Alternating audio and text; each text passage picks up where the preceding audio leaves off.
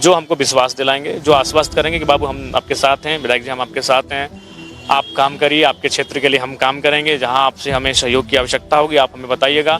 अच्छा, ये जो आरोप रहते हैं कि हॉर्स ट्रेडिंग होती है, मतलब विधायक क्या घोड़े हैं, घोड़े बिकते हैं, ऐसे ऐसी कुछ बात। हम तो पहली बार आए हैं पत्रकार महोदय, अब राज्यसभा का कोई बैरियर नहीं होता है, वो पूरे राज्य में अपनी योजनाओं को कहीं दे सकते हैं, तो उनसे हम लोग ये अपेक्षाएं रखेंगे भाई कि हम इकलौते ऐसे विधायक हैं जो इधर उधर कहीं नहीं है, तो कम से कम हम लोग को कुछ सहयोग और विकास की योजनाएं मिले जिनमें उनकी भूमिका हो।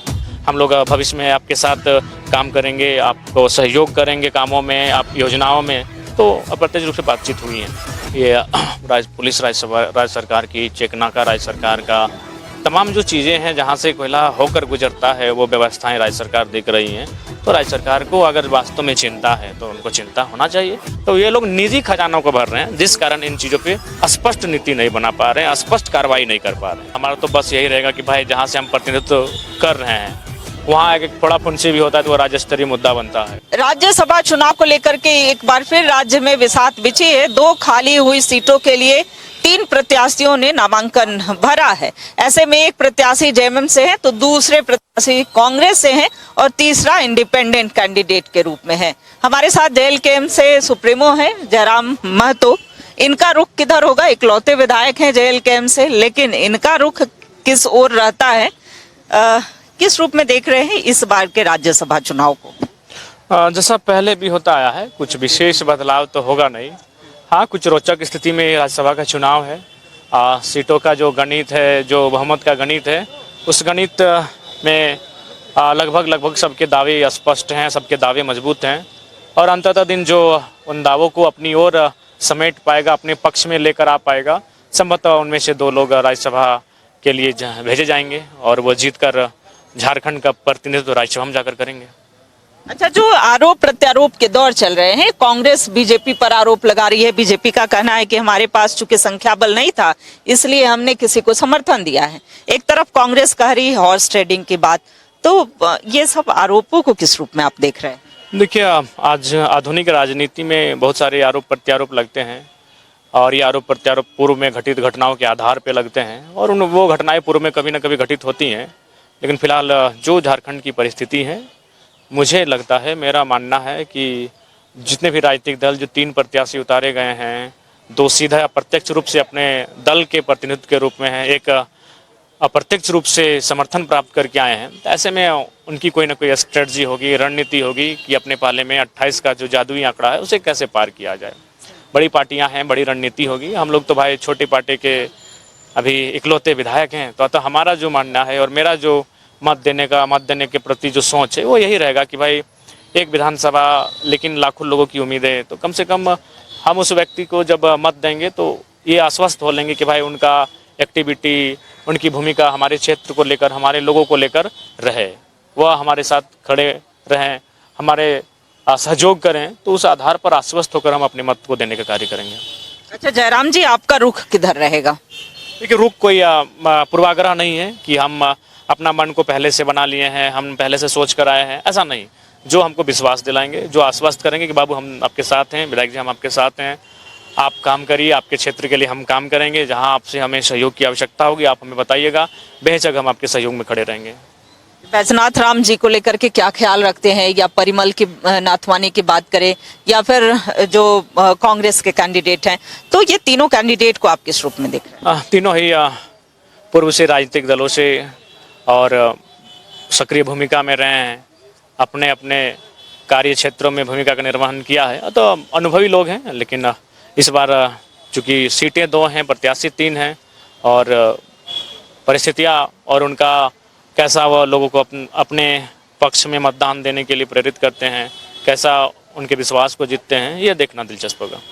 अच्छा, ये जो आरोप रहते हैं कि हॉर्स ट्रेडिंग होती है, मतलब विधायक क्या घोड़े हैं, घोड़े बिकते हैं, ऐसी कुछ बात। हम तो पहली बार आए हैं पत्रकार महोदय, अब और इन सब चीज़ों से मेरा कोई मैंने इंटरेस्ट भी नहीं है। हमारा तो बस यही रहेगा कि भाई जहाँ से हम प्रतिनिधित्व कर रहे हैं वहाँ एक थोड़ा फुंसी भी होता है तो वो राज्य स्तरीय मुद्दा बनता है और एक विधायक होने के नाते जो विधायक को मद मिलता है विकास की योजनाओं के लिए, वो पर्याप्त नहीं हो पाता है। तो अतः मेरी तो प्राथमिकता और मेरा जो लक्ष्य होगा, मेरा जो ध्यान केंद्र होगा, वो इस बात पर होगा कि मुझे एक कह सकते हैं कि वहाँ से भी कुछ सहयोग मिल जाए।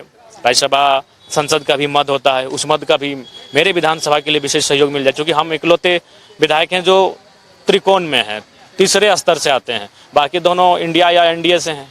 तो मेरी अपेक्षाएं इस बात की रहेंगी और इस बात को लेकर मैं उनसे एक आश्वासन चाहूँगा। तो मेरी सोच यही है। परिमल जी का कहना है कि हमने इससे पहले भी 2 बार वो राज्यसभा गए हैं और कई ऐसे कार्य हैं, चाहे वो IIM में की बात करें, कई कार्य हैं जो उन्होंने किए हैं, हॉस्पिटल की बात करें। कहना है कि आने वाले दिनों में भी हम कार्य करेंगे। तो कितना विश्वास और भरोसा? देखिए, तो राज्य की जनता ने, जब हम लोग उस समय तो 2008 में गए थे, वो 2020 तक उनका कार्यकाल रहा और संभवतः जब 2 बार वो गए हैं राज्यसभा के लिए, तो मेरा मानना है कि कहीं ना कहीं उनको अनुभव है और सभी राजनीतिक दलों के मध्य जो उनकी चर्चा है वो होती, यानी उनकी अपनी एक पेठ है झारखंड के इस मिट्टी में, तो उस लिहाज से वो अपना अनुभव साझा कर रहे हैं। खैर वो 18 तारीख को ही तय होगा।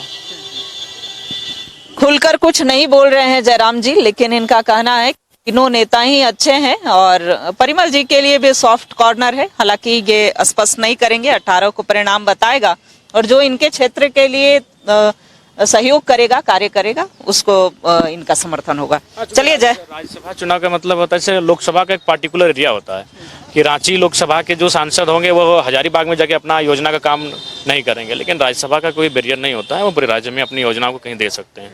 तो उनसे हम लोग ये अपेक्षाएं रखेंगे भाई कि हम इकलौते ऐसे विधायक हैं जो इधर उधर कहीं नहीं है, तो कम से कम हम लोग को कुछ सहयोग और विकास की योजनाएं मिले जिनमें उनकी भूमिका हो। तो परिमल जी को समर्थन नहीं, ऐसा अभी तो 18 तारीख की बात है और मेरा जो मत है वो पूर्ण रूप से आपसे कांटेक्ट किसने तो अप्रत्यक्ष रूप से कांटेक्ट कर रहे हैं और बिल्कुल कांटेक्ट तो सभी को कर देंगे, उसमें कोई आपत्ति नहीं। हम भी उनसे मिलेंगे और सार्वजनिक जगहों पे मिलेंगे, उसमें मिलने में क्या हर्ज है। वो प्रत्याशी हैं, वो हमारे विधायकों के मत से जाकर राज्य का प्रतिनिधित्व करेंगे, तो इसमें कोई छुपने और छुपाने वाली बात नहीं है। शहर से सबके साथ बातचीत होगी और कॉल आए। हाँ, प्रत्यक्ष रूप से उनके जो सहयोगी हैं, उनके समर्थक हैं, उन्होंने समर्थन मांगा है और हमें कहा भी है कि आप इस पे विचार करिए, हम लोग भविष्य में आपके साथ काम करेंगे, आपको सहयोग करेंगे कामों में, आप योजनाओं में। तो अप्रत्यक्ष रूप से बातचीत हुई है। खास करके कोयला खनन की बात करें, राज्य में अवैध उत्खनन धड़ल्ले से हो रहे हैं, कुछ ऐसे विचार आपने प्रकट किए थे, फिर इधर साइलेंट, लेकिन आए दिन कोयले की चोरी लगातार। जी, इसके लिए मूल रूप से राज्य सरकार जिम्मेदार है, चूँकि ये पुलिस राज्य सरकार की, चेकनाका राज्य सरकार का, तमाम जो चीज़ें हैं जहाँ से कोयला होकर गुजरता है वो व्यवस्थाएं राज्य सरकार देख रही हैं। तो राज्य सरकार को अगर वास्तव में चिंता है तो उनको चिंता होना चाहिए कि जो धन हमारे राजस्व की प्राप्ति के साथ राज्य खजाने में आना चाहिए, वह धन व्यक्तिगत रूप से, अवैध रूप से किसी के पास जा रहा है। वही स्थिति बालू की है। हम लोग भी जब मैंने लोगों के बीच जो जानते हैं, जो चीज़ों को समझते हैं, वो स्पष्ट यही कहते हैं कि बालू का अगर विधिवत रूप से नीलामी हो जाएगा तो वो राज्य सरकार को जाएगा, झारखंड सरकार को जाएगा, लेकिन अभी ना होने के कारण वह पैसा अवैध रूप से व्यक्तिगत जा रहा है, चाहे किसी मंत्री को जाए, चाहे सुपर मंत्री को जाए, चाहे सुपर मंत्री के सहयोगी को जाए। तो ये लोग निजी खजानों को भर रहे हैं, जिस कारण इन चीज़ों पे स्पष्ट नीति नहीं बना पा रहे हैं, स्पष्ट कार्रवाई नहीं कर पा रहे हैं। अगर ये चाहते हैं कि वो धन राज्य के खजाने में जाए, झारखंड के खजाने में जाए, तो कल को ये आराम से बंद कर सकते हैं, लेकिन वो ना करते, वो चाह रहे हैं कि वो निजी खजाने में जाए। यही इस राज्य का दुर्भाग्य और यही इनकी सोच है। जयराम जी, अब तक सरकारी कर्मियों को फिर से इस महीने की अगर बात की जाए तो फिर से सैलरी जो है वो लंबित है, अब तक सैलरी नहीं आए हैं उनके खाते में, तो क्या लगता है कि सही है? हमारे भी जो 7 जो सरकारी कर्मचारी हैं वो भी कहते हैं कि 2, 3, 4 महीनों से हमारी सैलरी नहीं मिली है। ये थोड़ा सा आर्थिक संकट के आसार दिख रहे हैं और इसका मूल कारण है कि राज्य सरकार का एक प्लानिंग, उस प्लानिंग को एग्जीक्यूट नहीं कर पा रहे हैं। उसके बाद अब बीच में लोगों को, माताओं को रिझाने के लिए एक योजना लेकर आए हैं। उस योजना को कंटिन्यू करने में भी कहीं ना कहीं कई चीज़ों से आपको कटौती करनी पड़ रही है। आने वाले दिनों में आर्थिक संकट से राज्य जूझेगा? राज्य भी और देश भी जूझेगा। जो परिस्थितियां बन रही हैं तो उसको लेकर सरकारों को, विशेषज्ञों को, सिस्टम को पहले से तैयारी करने की आवश्यकता है। चलिए, तो धन्यवाद। ये हमारे साथ बात कर रहे थे JLKM से सुप्रीमो जयराम महतो और देखिए कई सारी बातें उन्होंने की। फिलहाल राज्यसभा चुनाव को लेकर के जो बिसात बिछी है और इनडायरेक्टली ही इन्होंने कहीं ना कहीं परिमल नाथवानी के लिए समर्थन की बातें भी कही हैं। कैमरा पर्सन राजा के साथ रुचि शर्मा, न्यूज़ 11 भारत, रांची।